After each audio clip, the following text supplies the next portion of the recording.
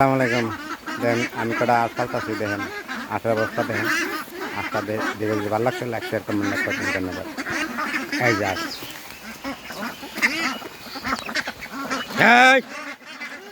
দেখেন দেখতে থাকেন মোটামুটি 5 বস্তা কেমন আছে না বিন্দাস বড় বড় আছে আন্ডাবার মধ্যে আছে। এই দেখেন দেখেন